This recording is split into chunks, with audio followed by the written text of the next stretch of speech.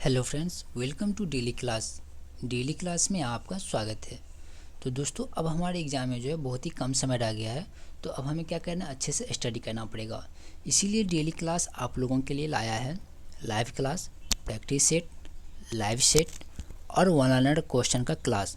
तो one liner question का class भी लेके आ रहा है आपके लिए। तो जिसका टाइमिंग जो है कुछ इस प्रकार से है, जैसे कि यहाँ पे आप अपने क्लास का टाइमिंग देख सकते हैं। सुबह 9 बजे है टॉप 30 क्वेश्चंस का क्लास, जिसमें आपको कुल 30 क्वेश्चन करवाए जाएंगे। नेक्स्ट है 12:30 बजे यानी अभी लाइव क्लास। फिर है शाम 6 बजे जो है वो वन लाइनर क्वेश्चन का क्लास है। तो वन लाइनर क्वेश्चन में आपको क्वेश्चन मिलेगा और आंसर देने के लिए आपको 3 सेकंड दिया जाएगा। फिर नेक्स्ट है आपको 8:30 बजे यानी नाइट में 8:30 बजे नाइट में जो वो भी हमारा लाइव क्लास होगा। फिर नेक्स्ट है संडे यानी लाइव टेस्ट। तो इस दिन जो है पूरे दिन लाइव टेस्ट चलेगा, यानी एक सप्ताह में हमने जितने भी क्वेश्चन का प्रैक्टिस किए हैं उन सब का लाइव टेस्ट होगा। तो फ्रेंड्स, अगर आपने अभी तक हमारे यूट्यूब चैनल डेली क्लास को सब्सक्राइब नहीं किया है तो प्लीज़ हमारे यूट्यूब चैनल डेली क्लास को सब्सक्राइब कर लें।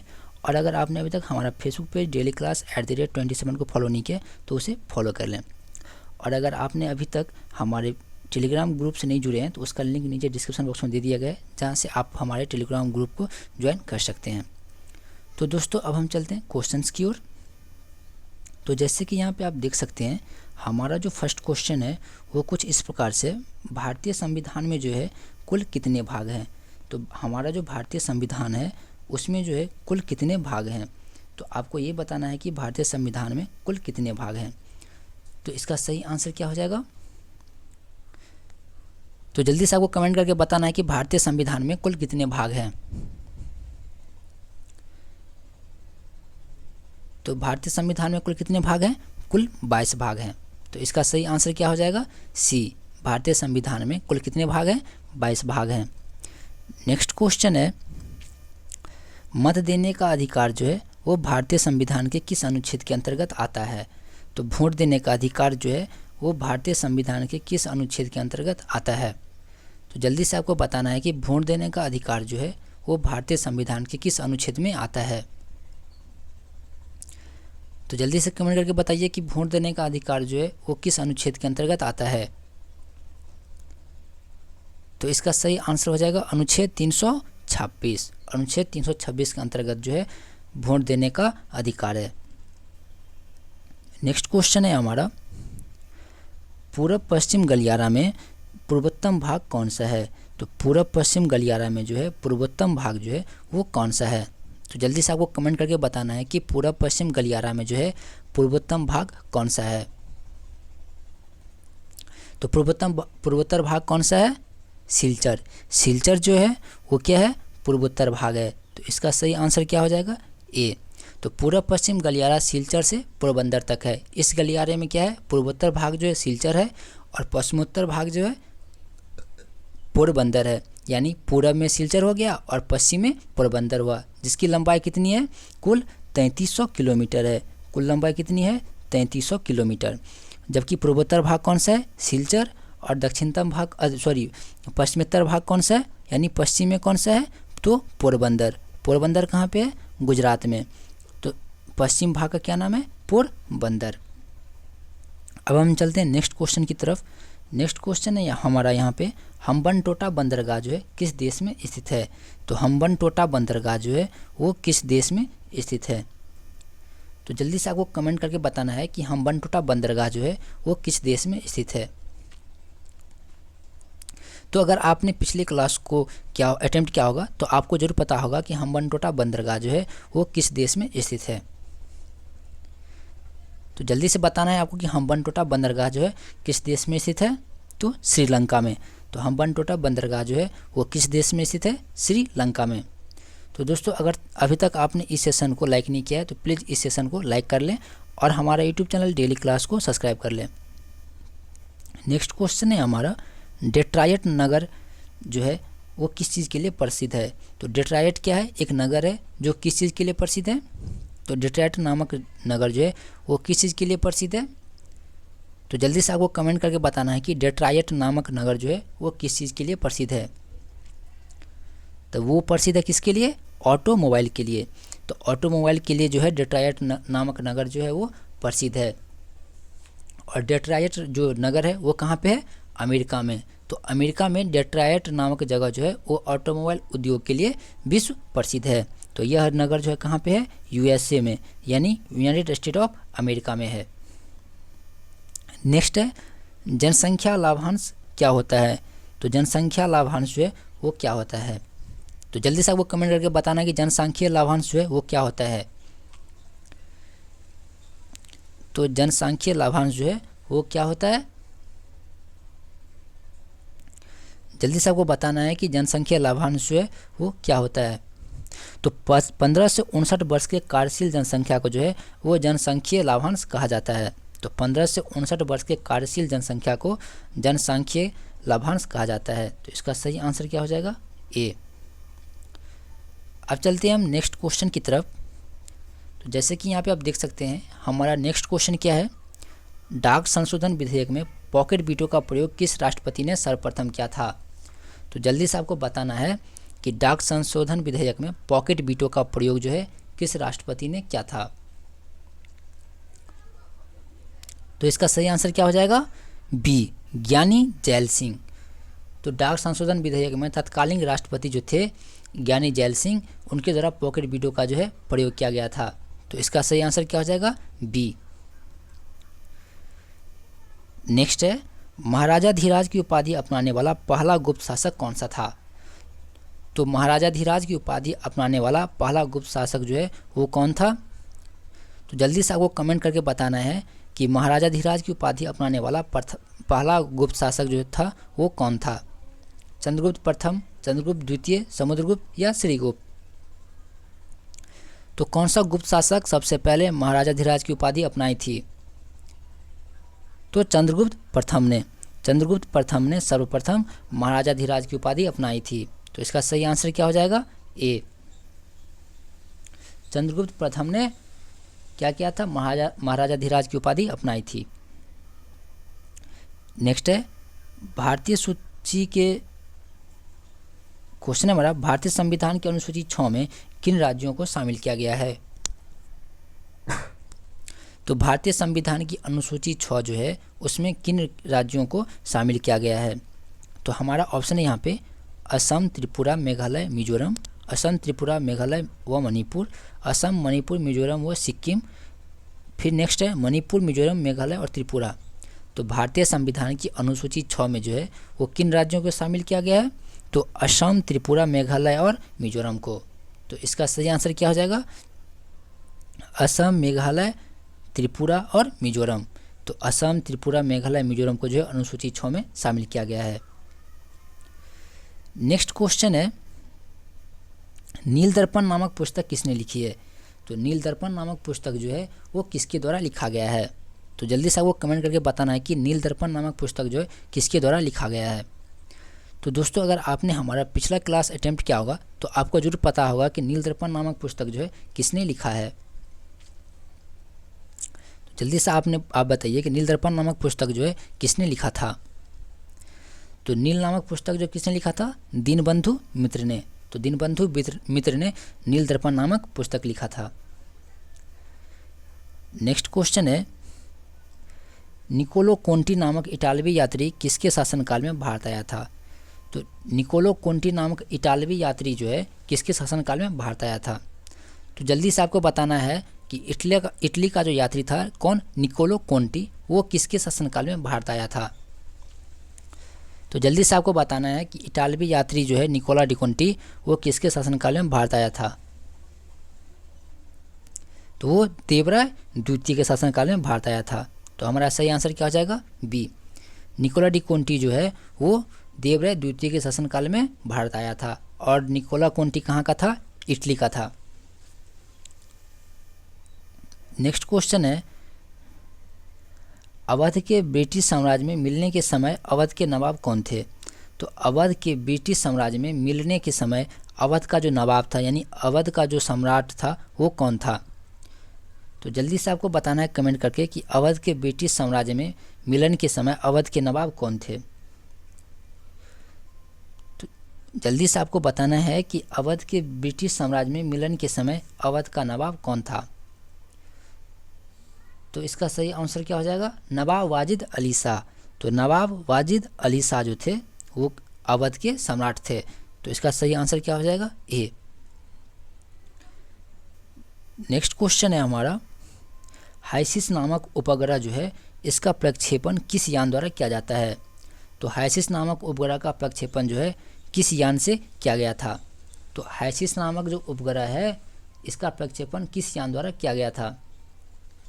PSLV C-41, PSLV C-42, PSLV C-43, PSLV C-44। तो जल्दी से आपको कमेंट करके बताना है कि हाइसिस नामक उपग्रह जो है इसका प्रक्षेपण किस यान द्वारा किया गया था। तो इसका प्रक्षेपण जो है PSLV C-43 के द्वारा किया गया था। तो इसका सही आंसर क्या हो जाएगा, सी, PSLV C-43। नेक्स्ट क्वेश्चन है, ऑस्ट्रेलियाई ओपन 2019 की महिला एकल विजेता कौन है। तो ऑस्ट्रेलियाई ओपन 2019 की महिला एकल विजेता जो थी वो कौन थी। जल्दी से आपको कमेंट करके बताना है कि ऑस्ट्रेलियाई ओपन 2019 की महिला एकल विजेता कौन थी। तो जल्दी से आपको बताना है कि ऑस्ट्रेलियाई ओपन 2019 की महिला एकल विजेता कौन थी। तो नाओमी ओसाका जो थी वो 2019 की ऑस्ट्रेलियाई ओपन की महिला एकल की विजेता थी। तो इसका सही आंसर क्या हो जाएगा, ए। नेक्स्ट है हमारा क्वेश्चन, लालजी टंडन बिहार के कौन से राज्यपाल हैं। तो लालजी टंडन जो थे वो बिहार के कौन से नंबर के राज्यपाल थे। तो इसका सही आंसर क्या हो जाएगा, लालजी टंडन जो थे वो बिहार के कौन से नंबर के राज्यपाल थे। तो लालजी टंडन जो थे वो बिहार के 30वें राज्यपाल थे। तो बिहार के कितनेवें राज्यपाल थे, 30वें राज्यपाल थे। जबकि उन कार्यकाल के समय से देखा जाए तो वो जो थे बिहार के कौन से थे, 28वें राज्यपाल थे। बिहार के 28वें राज्यपाल थे। लेकिन लालजी टंडन बिहार के कौन से राज्यपाल थे, 30वां राज्यपाल। वो पर्सन बाय के हिसाब से वो 30वां राज्यपाल थे। अगर ऑप्शन में 28 रहता तो हमारा आंसर 28 जो है वो सही रहता। यानी ईयर के हिसाब से लालजी टंडन जो थे वो बिहार के 28वां राज्यपाल थे।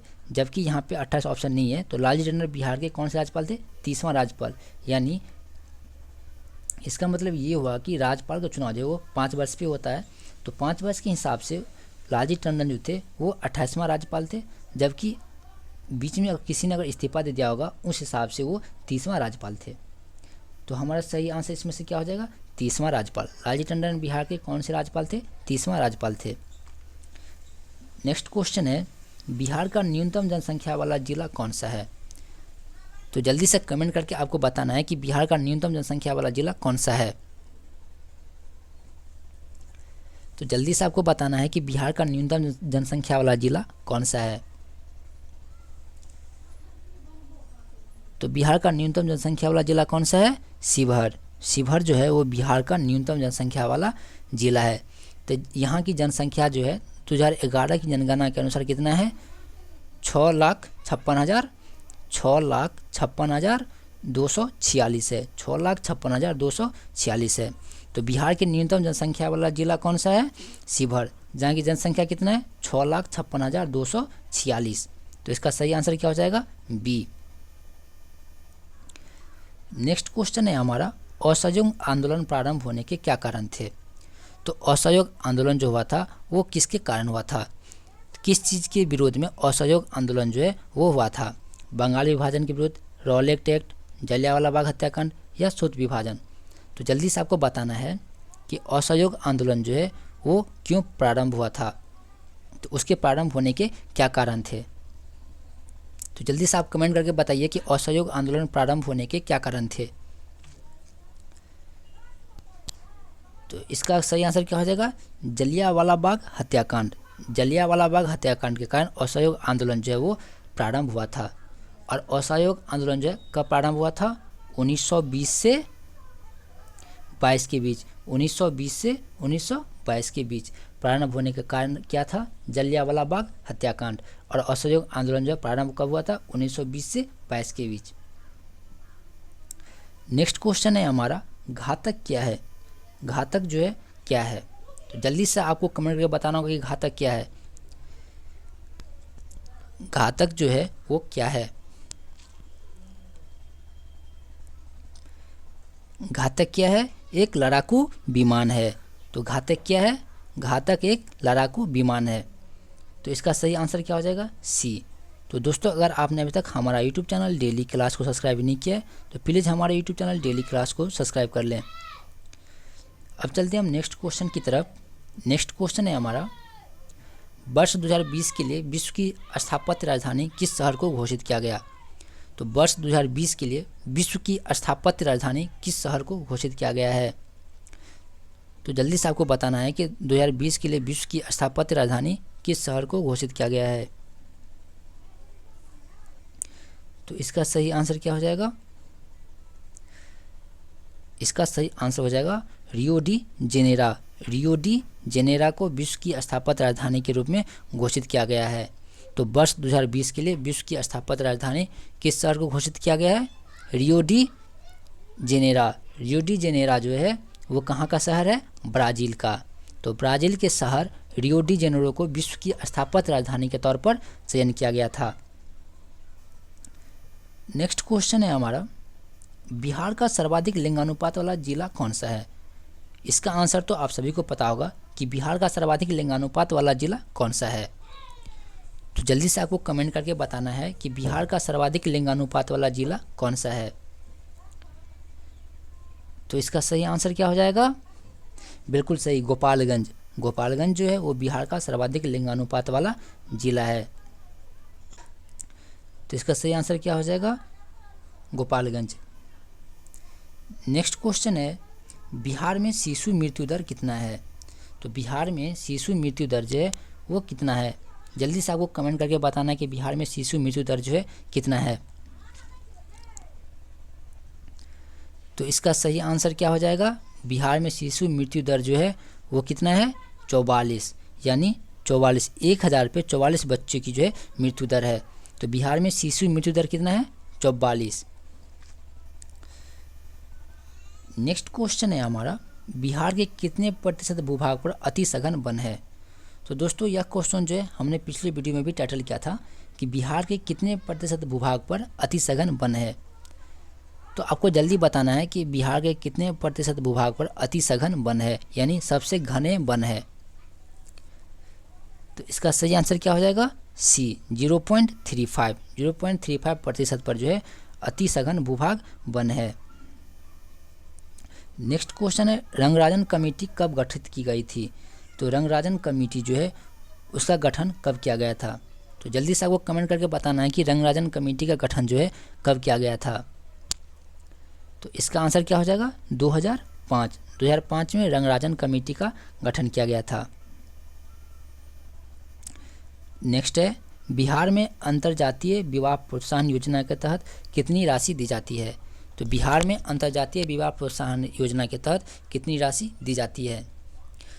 तो अगर जो है विवाह जो है किसी दूसरे जाति में किया जाता है तो उसको बिहार सरकार द्वारा कितनी राशि दी जाती है? तो जल्दी से वो कमेंट करके बताना है कि कितनी राशि दी जाती है। 1 लाख रुपये। तो कितनी राशि दी जाती है? कुल 1 लाख रुपये दी जाती है अंतर्जातीय विवाह प्रोत्साहन योजना के तहत। नेक्स्ट क्वेश्चन है, अंतर्राष्ट्रीय परिषद का सदस्य नहीं होता है। तो अंतर्राज्यीय परिषद यानी अंतर्राज्यीय परिषद जो होता है उसका सदस्य कौन नहीं होता है? हमारा ऑप्शन है राज्यपाल, राज्यों के मुख्यमंत्री, प्रधानमंत्री और कैबिनेट स्तर के मंत्री। तो अंतर्राज्यीय परिषद का सदस्य जो है वो कौन नहीं होता है? तो राज्यपाल जो है वो क्या होता है? अंतर्राज्यीय परिषद का सदस्य नहीं होता है। तो राज्यपाल अंतर्राज्यीय परिषद में तब शामिल होता है जब उस राष्ट्र में जब उस राज्य में राष्ट्रपति शासन लागू रहता है। तो अंतर्राज्यीय परिषद का सदस्य कौन नहीं होता है? राज्यपाल। नेक्स्ट क्वेश्चन है, बिहार धारणीय विकास से संबंधित बोर्ड है। तो बिहार धारणीय विकास से संबंधित बोर्ड कौन सा है? तो जल्दी से आपको कमेंट करके बताना है कि बिहार धारणीय विकास से संबंधित बोर्ड कौन सा है। तो इसका सही आंसर क्या हो जाएगा? योजना और विकास विभाग। योजना और विकास विभाग।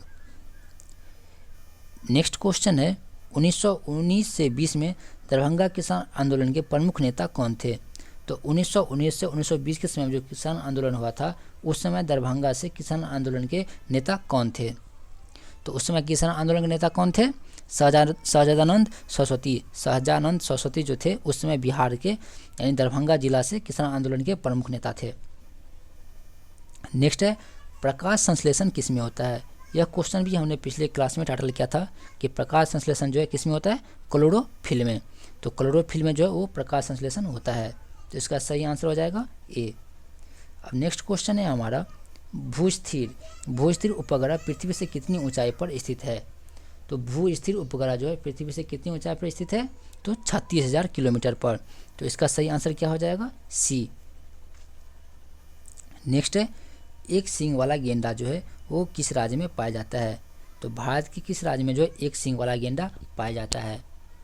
तो जल्दी से आपको बताना है कि एक सींग वाला गेंडा जो है वो भारत के किस राज्य में पाया जाता है, तो असम राज्य में। तो एक सींग वाला गेंडा जो है वो भारत के किस राज्य में पाया जाता है, असम राज्य में। तो इसका सही आंसर क्या हो जाएगा, डी। तो असम के काजीरंगा राष्ट्रीय उद्यान जो है उसमें एक सींग वाला गेंडा पाया जाता है। किस उद्यान में, तो काजीरंगा उद्यान में। काजीरंगा उद्यान कहाँ पे है, असम में। तो काजीरंगा अभ्यारण्य में ये एक सींग वाला गेंडा जो है पाया जाता है। नेक्स्ट क्वेश्चन है भारत का राष्ट्रीय वृक्ष क्या है। यह क्वेश्चन हमने कल की वीडियो में देखा था कि भारत का राष्ट्रीय वृक्ष क्या है। तो भारत का राष्ट्रीय वृक्ष क्या है, तो जल्दी से आपको कमेंट करके बताना है कि भारत का राष्ट्रीय वृक्ष जो है क्या है। तो भारत का राष्ट्रीय वृक्ष क्या है, बरगद। बरगद जो है वो भारत का राष्ट्रीय वृक्ष है।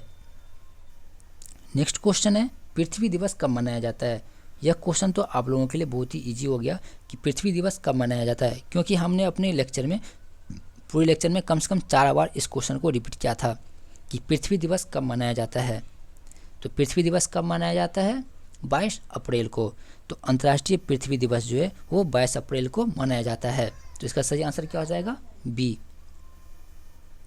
तो दोस्तों नेक्स्ट क्वेश्चन है हमारा ग्लोबल वार्मिंग किस गैस से होता है।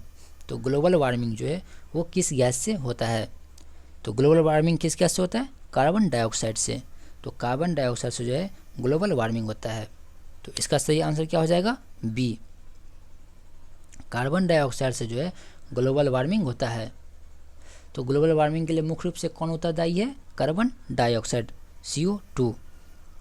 नेक्स्ट क्वेश्चन है उत्पादक और खाने के क्रम को क्या कहा जाता है।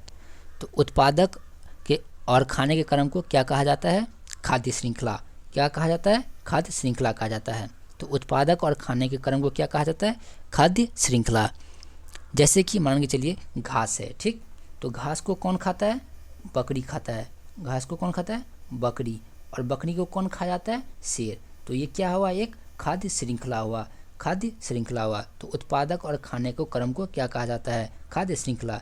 जैसे कि मान लीजिए घास, घास क्या है, एक उत्पादक है, जबकि इसको कौन खाता है, बकरी। अब बकरी को कौन खा जाता है, शेर। तो ये क्या है, एक खाद्य श्रृंखला है। यानी उत्पादक और खाने के क्रम, यानी ये उत्पादक है और ये खाते रहता है, इसको ये खा जाता है। तो ये सब क्या है, एक खाद्य श्रृंखला है। नेक्स्ट है अनुवांशिकता की सबसे छोटी इकाई क्या है। तो ये क्वेश्चन आपको पिछले वीडियो में भी कराया गया था कि अनुवांशिकता की सबसे छोटी इकाई क्या है। तो अनुवांशिकता की सबसे छोटी इकाई क्या है, जीन। तो इसका सही आंसर क्या हो जाएगा, डी। अनुवांशिकता की सबसे छोटी इकाई क्या है, जीन। नेक्स्ट क्वेश्चन है हमारा डीऑक्सीजनित रुधिर शरीर में किस में आता है। तो डीऑक्सीजनित रुधिर जो है शरीर से किस में आता है। तो जल्दी से आपको कमेंट करके बताना है कि डीऑक्सीजनित रुधिर जो है वो शरीर में किस में आता है। तो इसका सही आंसर क्या हो जाएगा, दाएं नीलय कक्ष में, यानी दायां नीलय में। तो इसका सही आंसर क्या हो जाएगा, बी। डीऑक्सीजनित रुधिर जो है वो शरीर से किस में आता है, दायां नीलय में। तो इसका सही आंसर क्या हो जाएगा, बी। नेक्स्ट है इसमें प्रारंभिक खाद्य नहीं है। निम्नलिखित में से कौन सा प्रारंभिक खाद्य जो है नहीं है। तो इसका सही आंसर क्या हो जाएगा, निम्नलिखित में से किसमें प्रारंभिक खाद्य नहीं है। तो जल्दी से आपको कमेंट करके बताना कि कौन सा प्रारंभिक खाद्य नहीं है। तो दुग्ध, दुग्ध जो है वो प्रारंभिक खाद्य नहीं है, क्योंकि दुग्ध जो है वो किससे प्राप्त होता है, तो गाय से प्राप्त होता है। तो ये एक प्रारंभिक खाद्य नहीं है। जबकि सब्जी जो है वो खेत से बोया जाता है, उगाया जाता है, अनाज को भी उगाया जाता है, फल को भी उगाया जाता है। लेकिन दुग्ध जो है वो प्रारंभिक खाद्य नहीं है, क्योंकि दूध जो है वो किससे प्राप्त होता है, गाय से प्राप्त होता है। इसीलिए ये प्रारंभिक खाद्य नहीं है। यानी खाने वाली चीज़, खाद्य मतलब क्या होता है, खाने वाली चीज़, ठीक। तो खाने वाली चीज़ जो है वो कौन सी नहीं है, दूध। जबकि फल को हम खा सकते हैं, सब्जी को खा सकते हैं, अनाज को भी खा सकते हैं। तो कौन सा बोला है खाद्य पदार्थ नहीं है, तो दूध। दूध जो है वो खाद्य पदार्थ नहीं है। नेक्स्ट है भारत में प्रत्यावर्ती धारा AC का मान कितना होता है। तो भारत में प्रत्यावर्ती धारा अल्टरनेटिंग करंट का मान जो है वो कितना होता है। तो जल्दी से आपको कमेंट करके बताना है कि भारत में प्रत्यावर्ती धारा का मान जो है कितना होता है। तो भारत में प्रत्यावर्ती धारा का मान होता है 50 हर्ज। जबकि USA में जो है इसका कितना होता है 60 हर्ज। USA में जो है 60 हर्ज यूज किया जाता है, जबकि इंडिया में जो है वो क्या यूज किया जाता है 50 हर्ज। इंडिया में 50 हर्ज और USA में 60 हर्ज। तो भारत में प्रत्यावर्ती धारा का मान कितना होता है 50 हर्ज। नेक्स्ट है टिक्का रोग। टिक्का रोग जो है निम्नलिखित में से किस में पाया जाता है।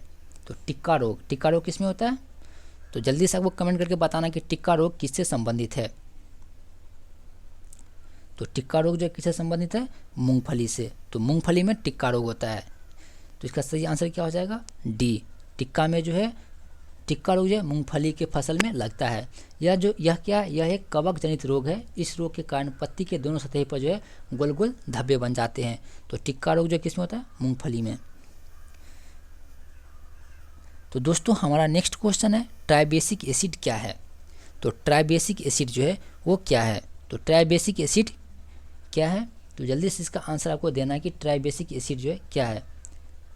तो फॉस्फोरिक एसिड यानी फॉस्फेरिक एसिड, इसका सूत्र क्या होता है, फॉस्फोरिक एसिड का सूत्र जो है वो क्या होता है H3PO4। H3PO4 को जो है क्या कहते हैं, फॉस्फोरिक अम्ल। इसका सूत्र क्या होता है H3PO4। इसे ट्राइबेसिक एसिड भी कहते हैं।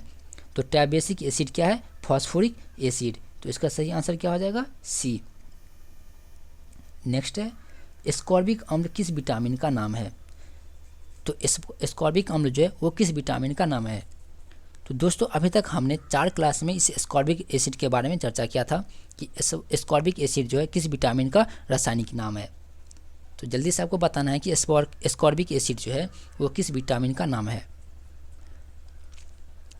तो एस्कॉर्बिक एसिड जो है वो किस विटामिन का नाम है, तो विटामिन सी का जो रासायनिक नाम है वो क्या है, एस्कॉर्बिक एसिड। तो विटामिन सी का क्या नाम है, एस्कॉर्बिक एसिड।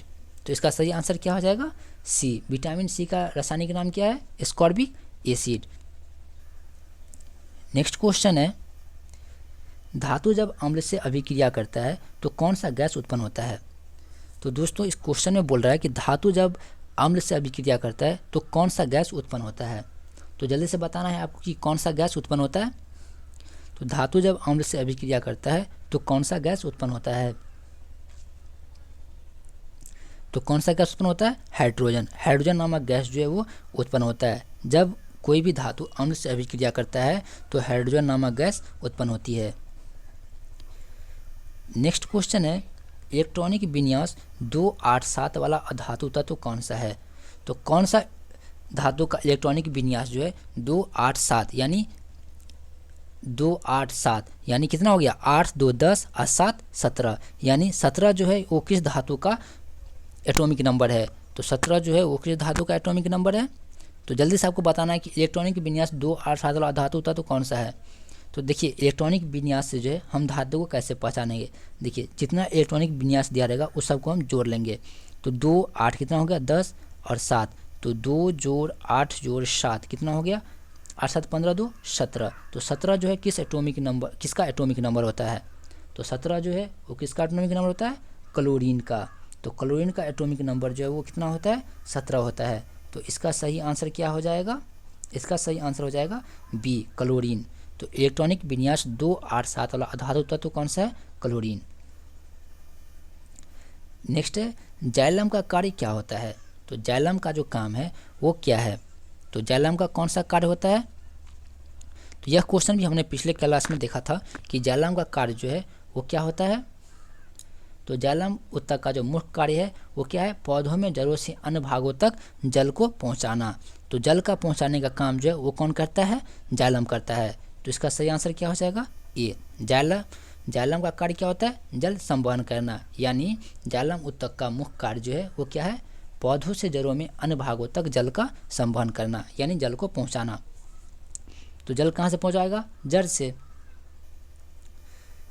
नेक्स्ट है, कौन सा रासायनिक परिवर्तन नहीं है? तो दोस्तों अगर आपने अभी तक हमारा यूट्यूब चैनल डेली क्लास को सब्सक्राइब नहीं किया तो प्लीज़ हमारे यूट्यूब चैनल डेली क्लास को सब्सक्राइब कर लें और इस सेशन को लाइक करना ना भूलें। फ्रेंड्स हमारा क्वेश्चन है इनमें से कौन सा रासायनिक परिवर्तन नहीं है? तो इनमें से कौन सा रासायनिक परिवर्तन नहीं है? तो पानी का उबलना। पानी का उबलना जो है वो रासायनिक परिवर्तन नहीं है, क्योंकि पानी का उबलना जो है ये भौतिक परिवर्तन है, क्योंकि इसमें कोई नया पदार्थ जो है नहीं बनता है। तो पानी को उबालेंगे तो कोई नया पदार्थ बनेगा? नहीं बनेगा। मान के चलिए पानी को उबालते हैं, ठीक, उसमें क्या होता है? वाष्प निकलता है। वाष्प भी क्या होता है? एकदम पानी का रूप ले लेता है। फिर नेक्स्ट क्या है? कागज का जलना। अगर हम कागज को जलाते हैं तो कोयले जैसा एक ब्लैक ब्लैक एलिमेंट रहता है, ठीक। फिर नेक्स्ट है दूध का खट्टा होना। दूध खट्टा हो जाता है, क्या होता है? दही बन जाता है। फिर कोयले का जलना। कोयले का जलता है तो क्या बन जाता है? एक छाछ टाइप का बन जाता है। जबकि पानी को अगर हम उबालते हैं तो पानी को उबालेंगे तो कोई भी नया पदार्थ बनेगा ही नहीं। जबकि इन चीज़ों को जलाते हैं, कोई भी रिएक्ट करवाते हैं तो एक नया पदार्थ बन जाता है। तो ये सब क्या है? ये सब क्या है? एक भौतिक परिवर्तन है, ठीक। इनमें से कौन सा? ये सभी क्या है? एक रासायनिक परिवर्तन। रासायनिक परिवर्तन क्या होता है? यानी किसी भी वस्तु को अगर हम एक बार यूज किए, अगर उससे दूसरा चीज़ बन जाए तो क्या हो गया? रासायनिक हो गया। जबकि भौतिक क्या हुआ कि अगर हम उसमें कुछ भी कर दें तो कोई भी एक नया पदार्थ नहीं बनेगा। तो रासायनिक परिवर्तन इनमें से कौन सा नहीं है? पानी का उबलना। नेक्स्ट है H2SO4 का एटोमिसिटी कितना होता है? तो H2SO4, तो H2SO4 का एटोमिसिटी जो है वो कितना होगा? तो इसका एटोमिसिटी कितना होगा? 7। इसका सही आंसर क्या हो जाएगा? डी। H2SO4 का एटोमिसिटी कितना होगा? 7। नेक्स्ट है साबुन का सह उत्पाद है। तो हमारा क्वेश्चन है साबुन का सह उत्पाद है, तो इनमें से कौन सा ऑप्शन सही हो जाएगा? तो साबुन का सह उत्पाद कौन सा है? तो जल्दी से आपको बताना है कि साबुन का सह उत्पाद कौन सा है। तो साबुन का सह उत्पाद कौन सा है? ग्लिसरॉल। ग्लिसरॉल। तो इसका सही आंसर क्या हो जाएगा? बी। तो इनमें से कौन सा साबुन का सह उत्पाद है? ग्लिसरॉल। तो साबुन निर्माण की प्रक्रिया में जो है ग्लिसरॉल जो है वो सह उत्पादक के रूप में उत्पन्न होता है। तो इसका सही आंसर हो जाएगा बी। नेक्स्ट क्वेश्चन है इनमें से सही कथन को चुनें। इनमें दिया गया है कि द्रव्यमान हमेशा स्थिर रहता है जबकि भार बदलता है। तो द्रव्यमान हमेशा स्थिर रहता है जबकि भार बदलता है। नेक्स्ट है द्रव्यमान हमेशा बदलता है जबकि भार स्थिर होता है। नेक्स्ट है द्रव्यमान और भार दोनों स्थिर रहता है, द्रव्यमान और भार दोनों बदलते हैं। तो इनमें से कौन सा कथन जो है वो सही है? तो जल्दी से बताना है आपको इनमें से कौन सा कथन सही है। तो इनमें से कौन सा कथन सही हो जाएगा? ए नंबर, यानी द्रव्यमान हमेशा स्थिर रहता है जबकि भार बदला जाता है, ठीक। जब हम भार को बदलते हैं तो उसका द्रव्यमान जो है हमेशा क्या होता है? स्थिर रहता है। नेक्स्ट है गिलास में पानी पर बर्फ तैर रहा है, यदि बर्फ पिघल जाए तो आयतन पर क्या प्रभाव पड़ेगा? मान के चलिए एक गिलास में पानी है, उसमें बर्फ़ डालते हैं तो वो बर्फ़ क्या है? तैरते रहता है। यदि मान के चलिए बर्फ़ पिघल जाए तो आयतन पर क्या प्रभाव पड़ेगा? यानी गिलास में जो पानी है वो ऊपर बढ़ेगा, नीचे रह जाएगा, या वो जितना पानी है उतना ही रहेगा। तो उसमें क्या परिवर्तन होगा बर्फ़ के गलने पर? तो उसमें क्या परिवर्तन होगा? तो आयतन क्या होगा? वही रहेगा। आयतन जो है वो वही रहेगा, यानी पानी जो है वो उतना ही रहेगा। तो गिलास में पानी पर बर्फ़ तैर रहा है, यदि बर्फ़ पिघल जाए तो आयतन पर क्या प्रभाव पड़ेगा? तो कोई प्रभाव नहीं पड़ेगा। तो आयतन पे जो है वो कोई भी प्रभाव नहीं पड़ेगा। तो इसका आंसर क्या हो जाएगा? सी। नेक्स्ट है मध्य कर्ण में इनमें से कौन सा हड्डी नहीं पाया जाता है? तो मध्य कर्ण यानी कान में, तो इनमें से कौन सा हड्डी जो है नहीं पाया जाता है? तो मध्य कर्ण में कौन सा हड्डी नहीं पाया जाता है? तो मिलियस नामक हड्डी जो है वो मध्य कान में नहीं पाया जाता है। तो इनकस, स्टेपिस और हैमेट ये तीनों जो है वो कहाँ पाया जाता है? कान में पाया जाता है, यानी मध्य कान में पाया जाने वाला हड्डी है। जबकि मिलियस जो है वो मध्य कान में नहीं पाया जाता है। नेक्स्ट क्वेश्चन है हमारा पृथ्वी पर किसी वस्तु का पलायन वेग चंद्रमा पर उस वस्तु का पलायन वेग से होगा। तो पृथ्वी पर किसी वस्तु का पलायन वेग जो है चंद्रमा पर उस वस्तु का पलायन वेग से क्या होगा? बराबर होगा, अधिक होगा, कम होगा, या इनमें से कोई नहीं। तो इसका सही आंसर क्या हो जाएगा? तो पृथ्वी पर किसी वस्तु का पलायन वेग चंद्रमा पर उस वस्तु का पलायन वेग से क्या होगा? तो अधिक होगा। इसका सही आंसर क्या हो जाएगा? बी। पृथ्वी पर किसी वस्तु का पलायन वेग चंद्रमा पर उस वस्तु के पलायन वेग से अधिक होता है। नेक्स्ट क्वेश्चन है 18 कैरेट सोना में सोना का प्रतिशत कितना होता है। 18 कैरेट सोने में सोना का प्रतिशत कितना होता है। तो जल्दी से आपको कमेंट करके बताना है कि 18 कैरेट सोना में सोना का प्रतिशत कितना होता है। तो इसका सही आंसर क्या हो जाएगा, 18 कैरेट सोना में सोना का प्रतिशत कितना होता है, तो 75%। इसका आंसर क्या हो जाएगा, 75%। इसका आंसर हो जाएगा 75%, यानी 24 कैरेट सोना जो है वो 100% शुद्ध सोना होता है, और 18 कैरेट सोना में जो है सोने की शुद्धता जो है वो 75% रहता है। तो 24 कैरेट सोना जो होता है वो शुद्ध सोना होता है, जबकि 18 कैरेट सोना में 75% ही सोना रहता है।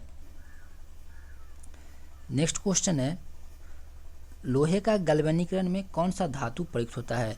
लोहे के गैल्वेनीकरण में कौन सा धातु प्रयुक्त होता है। तो कौन सा धातु प्रयुक्त होता है, तो लोहे पर दस्ता की पत्र रहने की प्रक्रिया को क्या कहते हैं, गैल्वेनाइजेशन कहते हैं। तो ऐसे लोहे को जंग लगने से बचाने हेतु क्या किया जाता है। तो इसका सही आंसर क्या हो जाएगा, जिंक, Zn। तो लोहे को गैल्वेनीकरण से कौन सी धातु प्रयुक्त होती है, Zn यानी जिंक, तो यानी जंग, ठीक है। नेक्स्ट है सबसे पहले किस जीव को अंतरिक्ष में भेजा गया था। यह क्वेश्चन हमने कल भी टाइटल किया था कि सबसे पहले किस जीव को अंतरिक्ष में भेजा गया था। तो जल्दी से कमेंट करके बताना है कि किस जीव को सबसे पहले अंतरिक्ष में भेजा गया था। तो दोस्तों इसका आंसर जो है आपको कमेंट बॉक्स में बताना है कि सबसे पहले किस जीव को अंतरिक्ष में भेजा गया था, ठीक। क्योंकि यह क्वेश्चन हमने पिछले वीडियो में भी टाइटल किया था कि सबसे पहले किस जीव को अंतरिक्ष में भेजा गया था। नेक्स्ट क्वेश्चन है ध्वनि तरंगे नहीं चल सकती है। ध्वनि तरंगे जो है कहाँ नहीं चल सकती है, यानी कहाँ ट्रैवल नहीं कर सकती है। तो ध्वनि की तरंगे जो है वो कहाँ नहीं चल सकती है। तो इसका सही आंसर क्या हो जाएगा, ध्वनि जो है कहाँ नहीं चल सकती है, तो निर्वात में ध्वनि जो है नहीं चल सकती है। तो इसका सही आंसर क्या हो जाएगा, सी। तो फ्रेंड्स आज के लिए बस इतना ही। आई होप कि आपको ये वीडियो अच्छा लगा होगा। तो आप हमारे यूट्यूब चैनल डेली क्लास को सब्सक्राइब करना ना भूलें, और इस वीडियो को अपने दोस्तों के साथ शेयर करना ना भूलें। और अगर आपने अभी तक इस वीडियो को लाइक नहीं किया तो प्लीज़ इस वीडियो को लाइक कर दें, और हमारे यूट्यूब चैनल डेली क्लास को भी सब्सक्राइब कर लें। और दोस्तों हमारा जो टाइम टेबल है वो जो टाइम टेबल दिया गया उसी टाइम टेबल पर क्लास होगा। और अब जो है हमारा क्लास कब होगा, शाम के 6 बजे। अब जो हमारा क्लास है वो है शाम के 6 बजे, तो उसे अटेम्प्ट करना ना भूलें। Thank you for watching this video.